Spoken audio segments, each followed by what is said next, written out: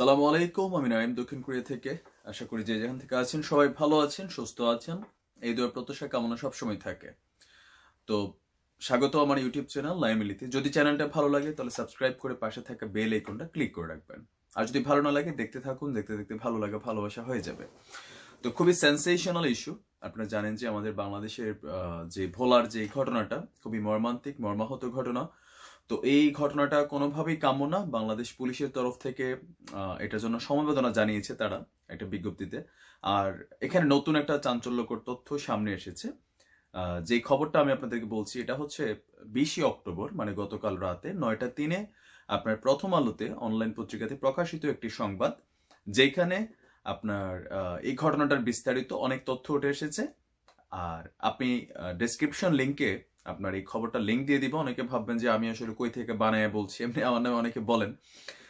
তো খবরটা এরকম যে আপনার যে ছেলেটা, মানে যে শুভ, যে হিন্দু ছেলেটা যার ফেসবুক আইডি হ্যাক হয়েছে বলে দাবি করা হচ্ছে, আপনার সবগুলা পত্রিকাতে কিন্তু এই খবরটা আসছে।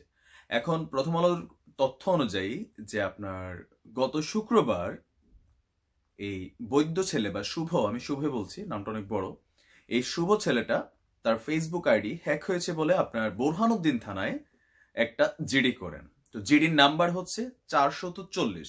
18 অক্টোবর রাত 8টায় তিনি এই জিডিটা করেন।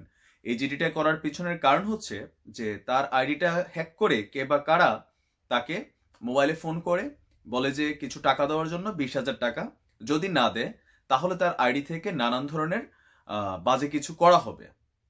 তো আমার ফেসবুকে অনেকে আমার সাথে কানেক্ট আছেন। আমার এলাকার একজন ভাই কিছুদিন আগে আমি দেখছি সেম একটা স্ট্যাটাস কিন্তু উনি দিয়েছিলেন যে কে বা কারা ওনার আইডি হ্যাক করছে, টাকা চাচ্ছে। তো আইডি হ্যাক হওয়া খুব সিম্পল ব্যাপার, খুবই স্বাভাবিক ব্যাপার। যারা ইন্টারনেট ইউজ করেন, সোশ্যাল মিডিয়া ইউজ করেন জানেন। তো সূত্র অনুযায়ী যে 20,000 টাকা যদি না দেয় তাহলে তারা একটা তার নামে আপনার আইডি থেকে নানান অপপ্রচার চালাবে। এটা হয় মাঝে মাঝে। তো তারপরে 8টার সময় ওইখান থেকে বের হওয়ার আগেই জিডিটা করার পরে তার কাছে আবার ওই দুইজন হ্যাকার যারা তার ফেসবুক আইডির যারা হ্যাক করেছে তারা আবার তাকে ফোন দিয়ে যখন কথা বলে তখন আপনার যিনি জিডি লিখছিলেন, এসআই বা যারাই লিখেন, তারা তার সাথে কথা বলতে বলতে বিষয়টা আপনার ওসি সাহেবের সামনে নিয়ে যায়, বুরহানুদ্দিন থানার ওসি সাহেবের সামনে। তো তাদের এই কথার মাধ্যমে, প্রযুক্তির মাধ্যমে আপনার এই নাম্বারটাকে ট্রেস করা হয়। তো এই নাম্বারটা ট্রেস করে শুক্রবার রাতেই আপনার পটুয়াখালী এবং বোরহানুদ্দিন এলাকা থেকে দুই যুবককে গ্রেপ্তার করা হয়। আর দুর্ভাগ্যজনকভাবে এই দুইজন যুবকের একজনের নাম হচ্ছে শরীফ আর একজনের নাম হচ্ছে ইমন। নাম শুনে মনে হচ্ছে মুসলিম। এখন তারা আসলে কতটুকু সত্য মিথ্যা বলছে পুলিশ সেটা আমি একটু পরে আসছি, আমি জাস্ট আগে মেইন খবরটা আপনাদের বলছি। তো এই শরীফ এবং ইমন নামের এই দুই যুবককে পুলিশ ওই রাতে আটক করে তাদেরকে বোরহানুদ্দিন থানায় নিয়ে আসা হয় জিজ্ঞাসাবাদের জন্য। তো এর মাঝখানে আপনার এই শুভর ফেসবুক আইডি থেকে না, মেসেঞ্জারে বেসিক্যালি ঘটনা ঘটেছে। এটা আইডিতে স্ট্যাটাসটা আসে নাই, এটা মেসেঞ্জারে মেসেজিং করেছে অনেকের কাছে। তো সেইখানে আপনার এই শরীফ এবং ইমন যে কাজটা করেছে সেটা জন্য তদন্তের বিষয় ছিল। তো পুলিশ তাদের কাছে রেখেছে। এর মাঝখানে এই বিষয়টা অনেকেই যাদের কাছে এই মেসেজগুলো গিয়েছিল তারা আপনার বিষয়টা ফেসবুকে দিয়েছে, বিষয়টা রাতারাতি ভাইরাল হয়ে যায় স্থানীয়ভাবে। তো মানে আপনার যারা ইসলাম ভালোবাসে, যারা আল্লাহ রাসূলকে ভালোবাসে, যারা ইসলামকে ভালোবাসে, আমরা ধর্মপ্রাণ মুসলমান যারা, এই মেসেজ দেখলে যে কোনো মুসলমানের আপনার রক্তে আগুন জ্বলবে, সো রিয়েক্ট করবে, স্বাভাবিক। তো যার কারণে আপনার ভোলার ওই বোরহানুদ্দিন উপজেলার যারা আছেন স্থানীয় মানুষ তারা সবাই খুব রিয়াকশন দেন। এমনকি আপনার বিষয়টা নিয়ে ইতিমধ্যে শুক্রবারেও জুমার নামাজের সময় একটু হয়তো কোথাও কোথাও আলোচনা হয়েছে যারা এই খবরটা পেয়েছে। তো এই ক্ষুব্ধ জনতা আপনার থানার পুলিশের কাছে যায়, বিষয়টা তাদেরকে অবহিত করে। তো পুলিশ তাদেরকে বলে যে ওই বৈদ্য বা শুভ এই মুহূর্তে পুলিশের কাছে আছে। এখানে আরেকটা বিষয় হচ্ছে, পুলিশের কাছে সে যখন গিয়েছে তাকে তখনই অলরেডি অ্যারেস্ট করা হয়েছিল, কারণ যে কোনো একটা দুর্ঘটনা ঘটতে পারে, হয়তো পুলিশ আজ করেছিল। তারপর আলেমদেরকে পুলিশ আশ্বস্ত করে যে এটার ব্যাপারে যতটুকু আইনি পদক্ষেপ নেওয়া দরকার তারা নিবে। তো এই বিষয়টাকে সুরাহা করার জন্য গত শনিবার সন্ধ্যায় আপনার বুরহানুদ্দিন থানায় স্থানীয় মসজিদের অনেক আলেম, স্থানীয় জনপ্রতিনিধি, থানার যে ওসি সাহেব আছেন, এখানের নেতৃস্থানীয় ইউএনও, তারা সবাই মিলে বিষয়টা দীর্ঘ সময় ধরে আলোচনা করে আলেম সমাজকে বোঝাতে সক্ষম হয় যে রবিবারের যে প্রোগ্রামটা অলরেডি দেওয়া আছে সেই প্রোগ্রামটা যাতে না করানো হয়। তো ওইখান থেকে আলমরা পুলিশের কথা আশ্বস্ত হয়ে চলে যায়, বলে যে আর প্রোগ্রাম করা হবে না। তো তারপরেও পুলিশ সচেতন ছিল, বুরহানুদ্দিন যে ঈদগাহ ময়দান আছে, সেদিন যখন সকালে আবার ওইখানে মানুষ জড়ো হইতে শুরু করে, পুলিশের ইনফরমার সোর্স থেকে আসছিল যে এখানে একটা সমাবেশ হবেই। তো এই সমাবেশটার বেসিক্যালি অনুমতি ছিল না।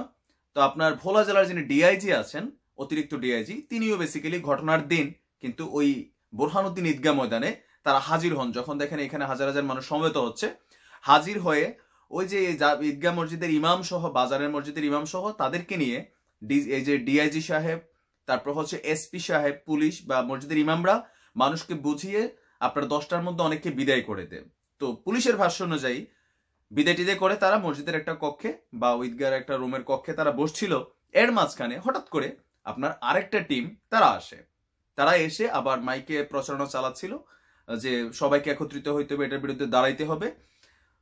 তো এর মাঝখানে তারা 17টা মাইক এবং কি আপনার মাইকিং করে সবকিছু অ্যারেঞ্জ করার ফলে আপনার পুলিশের যে ডিআইজি সাহেব সহ ইউনু সাহেব সহ তারা যে রুমে ছিল, হঠাৎ করে অতর্কিত জনতা কোনো কারণ ছাড়াই তাদের উপর আক্রমণ শুরু করে। পুলিশের বাসায় তারা কি বলে যে কিছুটা প্রস্তুতিশীল ছিল। আর এখানে পুলিশ আরেকটা কথা বলেছে যে যে 4 জন মারা গিয়েছিল প্রথম ধাপে, ওই 4 জনের মধ্যে 2 জনের মাথা থেতলানো ছিল। এখন এটা তারা খতিয়ে দেখছেন। এটা হচ্ছে বেসিক্যালি পুলিশের স্টেটমেন্ট যে এই ফেসবুকে যে এই ঘটনাটা ঘটিয়েছে, এই ছেলেটি 2 জন ছেলের নাম হচ্ছে, একজন নাম শরীফ আর একজন নাম হচ্ছে ইমন। এখন এই কথাগুলো আমি যে কথাগুলো বলছি, অনেকে আমার পুরো কথা না শুনে নিশ্চয় গালি দিয়ে বের হয়ে গেছেন। আর যারা শুনছেন, এই ঘটনাটা আসলে পুলিশের এই বক্তব্যকে আমি আপনি কিভাবে নিচ্ছি, এটা খুব ইম্পর্টেন্ট বিষয়। তো দুঃখজনকভাবে বাংলাদেশ পুলিশ বাহিনী সাধারণ মানুষের কাছে আস্থার জায়গাটা অনেক আগে হারিয়ে ফেলেছে, এটা কিন্তু বাস্তব। তারপর আমরা পুলিশের কাছে যাই, ভালো পুলিশ আছে, বাট পুলিশের কথা এখন জনগণ বিশ্বাস করে না। তাদের এই বক্তব্যটা যে পত্রিকা ছাপাবে, মানুষ মনে করবে যে তারাও তাদের দালাল বা পুলিশ বাহিনীর ভয়ে এই কাজটা করতেছে। এখন আমি অলওয়েজ পজিটিভ মানুষ, আমি ধরে নিলাম যে পুলিশের বক্তব্যটা সত্যি। তো যদি সত্যি হয়, এই সত্যটাকে প্রমাণ করতে হবে। এখন প্রমাণ কিভাবে করবে? যেহেতু গত শনিবার সন্ধ্যায় বুরহানুদ্দিন থানায় আপনার এই দীর্ঘ সময় ধরে ঘটনাটা হচ্ছিল, এখন মোবাইলের যুগ, কারো না কারো মোবাইলে নিশ্চয়ই একটা ভিডিও ফুটেজ থাকার কথা। ডিজিটালাইজ করা হয়েছে প্রতিটা থানাতে, সিসিটিভি নিশ্চয়ই থাকার কথা। ধরলাম কেউ মোবাইলের ছবি তোলা নাই, কারো কাছে সিসিটিভি ফুটেজও নাই, ওই থানাতে সিসিটিভি নাই। তাহলে যে আলেমরা ওই সমাবেশে মানে ওই শনিবার সন্ধ্যায় এই পুলিশের ওই বুরহানুদ্দিন থানায় যারা মিটিং করেছিলেন, তাদের ভিডিও ফুটেজগুলো এই মুহূর্তে দরকার। তাদের বক্তব্য যে আসলে কি বিষয়টা ওই দিন রাতে শেষ হয়ে গিয়েছিল কিনা। যদি শেষ হয়ে যায়, তারা ওইখান থেকে বুঝ নিয়ে আসে, তাহলে রবিবারে এই সমাবেশ কারা ঘটাচ্ছিল। এখন প্রশ্ন হবে এইটা, যে এগুলো কি উদ্দেশ্য প্রণোদিত ভাবে? যদি পুলিশের বক্তব্য সত্য হয়, তার মানে এখানে অনেক সাক্ষী আছে যারা এই প্রোগ্রামটাতে ছিল। আগের দিন শনিবার সন্ধ্যায় বুরহানুদ্দিন থানায় ইউনু সাহেব থেকে শুরু করে, ম্যাজিস্ট্রেট সাহেব থেকে শুরু করে, আপনার ডিআইজি সাহেব থেকে অনেকে ছিল।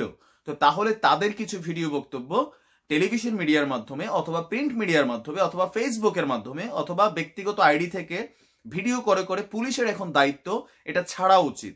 যে হ্যাঁ, কারণ মানে বাস্তবতা হচ্ছে যে পুলিশের প্রতি মানুষের কোনো বিশ্বাস নাই। এই যে বিশ্বাসহীনতা, আস্থাহীনতার জায়গা থেকে আজকে দেখেন, এটা থেকে পুলিশ ভাইদের শিক্ষা নেওয়া উচিত যে আপনাদের আস্থার জায়গাটা কতটুকু গেছে। মানুষ আপনাদের প্রতি এতটুকু আস্থা, একটা জাতীয় দৈনিকের খবর আপনাদের উপর মানুষ বিশ্বাস রাখে না।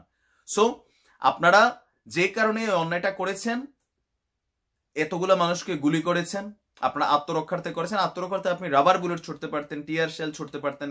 পুলিশ বলছে যে আমরা ছুটছি, বাট জনতা আমাদেরকে মেরে ফেলার মতন অবস্থা ছিল। অবশ্য কয়েকটা ভিডিও ফুটেজ বাড়িয়েছে যে জনতার যে আগ্রাসী রূপ ছিল। তো এই যে পুলিশের প্রতি জনতার আগ্রাসী রূপ, এটা কিন্তু খুব মনে মনে খুব জমা। এটা বাংলাদেশের পুলিশ ভাইদের বুঝতে হবে, যারা করাপ্টেড। সুযোগ পেলে জনতা মেরে ফেলবে, কারণ আপনাদের বিভিন্ন কারণে জনতা আপনাদের প্রতি বিরক্ত। সবাই যে খারাপ সেটা আমি বলি না, বাট অধিকাংশ ক্ষেত্রে আপনাদের আচার আচরণে জনতা বিরক্ত। এই কারণে সুযোগ পেলেই মানুষ পুলিশের উপর আক্রমণাত্মক ভঙ্গিতে চলে যায়। তো এখন পুলিশ যদি সত্য হন আপনারা, তাহলে এই ঘটনাগুলোর অবশ্যই কোথাও না কোথাও সেই যে মিটিংটা ছিল, যে এখান থেকে আলেমরা আশ্বস্ত হয়ে ফিরে গেছে আইনের প্রতি শ্রদ্ধা রেখে, এটা আপনাকে প্রমাণ করতে হবে। তাহলে বুঝতে হবে যে রবিবারে যারা এই সমাবেশটা করতে গেছে, তার মানে তারা উদ্দেশ্য প্রণোদিত ভাবে ছিল। এখন এই যে সমাবেশ, সেটা আপনার পুলিশ কেন করতে দিতে চাচ্ছে না? পুলিশের বক্তব্য হচ্ছে যে এই সমাবেশ থেকে যদি কোনো উস্কানিমূলক, আগ্রাসীমূলক কথা আসতো, তখন এই ক্ষিপ্ত জনতা, হাজার হাজার জনতা মুহূর্তের মধ্যে যে কোনো হিন্দু বস্তিতে, কমিউনিটিতে আঘাত করতে পারতো, মন্দির ভাঙতে পারতো, জানমালের ক্ষতি হতো। তো রাষ্ট্রের নিরাপত্তায়, জননিরাপত্তায় পুলিশ এটা করতে দেয় নাই। এটাও বাস্তব, এটা কিন্তু হইতে পারতো যে ধরেন এখানে একটা সেন্টিমেন্টাল বক্তব্য আসতো, পরে একটা রায়ট টাইপের ঘটনা হয়ে যেত। আপনাদের খেয়াল থাকার কথা, ভারতের বাবরি মসজিদ কিন্তু এভাবেই ভাঙা হয়েছিল, হঠাৎ করে হিন্দুদেরকে চেতাইয়া চাট করে এই কাজগুলা করা হয়েছে। তো এটা হয়। এখন আমার কথা হচ্ছে, পুলিশের বক্তব্যে আমারও শতভাগ আস্থা হয় না, যেটা সত্যি কথা। তো পুলিশের এই মুহূর্তে উচিত এই যে শরীফ এবং ইমনের একটা স্টেটমেন্ট সামনে আসা, যে দুইজন হ্যাকার ছিল, যে তারা আসলে এই কাজটা করছে, স্বীকার করছে, নাম্বার 1। নাম্বার 2 হচ্ছে, শনিবার সন্ধ্যায় বোরহানুদ্দিন থানায় যে মিটিংটা হয়েছিল, সেই মিটিং এ কে বা কারা উপস্থিত ছিল, তাদের একটা ভিডিও ফুটেজ যদি সম্ভব হয়, যদি সেটা সম্ভব না হয়, নাম্বার 3 হচ্ছে, যারা উপস্থিত ছিল তাদেরকে আপনার ভিডিও সাক্ষাৎকার নিয়ে সেগুলো জনতার সামনে আপনারা প্রকাশ করেন। তাহলে আমরা বুঝবো যে আমাদের আলেমরা যখন বলবে যে হ্যাঁ বিষয়টা এরকম ছিল, তার মানে হচ্ছে তখন পুলিশের তদন্ত করতে হবে কেন রবিবার এই সমাবেশ হইলো। এই সমাবেশটা পরিকল্পিত ছিল, নাশকতামূলক ছিল, যে কারণে পুলিশই অ্যাগ্রেসিভ ভূমিকায় গেছে। এখন পুলিশকে নিজের স্বার্থেই, নিজের ইমেজ রক্ষার জন্য এটা প্রমাণ করা উচিত। তো আমি এই আহ্বান জানিয়ে আর আপনাদেরকে বলবো যে একটু পরিস্থিতি শান্ত হওয়ার জন্য অপেক্ষা করতে হবে। এই মুহূর্তে কেউ এমন কোনো ঘটনা ঘটায়েন না ভাইজান, যেটাতে আসলে পরবর্তী সময় আপনার নিজেও বিপদে পড়তে পারেন, যেটা বাস্তবতা। ঠিক আছে, যে কোনো ঘটনা প্রমাণিত হোক, পুলিশ কি বা আমরা দায়িত্ব নেয়, আমরা সেটা দেখি। এটার অনেক তদন্ত আসবে, আমরা অপেক্ষা করছি। আপাতত আইনের প্রতি ভরসা রাখা উচিত আমাদের সবার। তো দেখি কি হয়। না হলে আন্দোলনের জন্য তো সারা বছরই পড়ে আছে। আন্দোলন তো 1-2 ব্যাপার, যে কোনো সময় আন্দোলন করা যায়। বাট আপাতত এটার ইনভেস্টিগেশনটা শেষ হইতে দেন।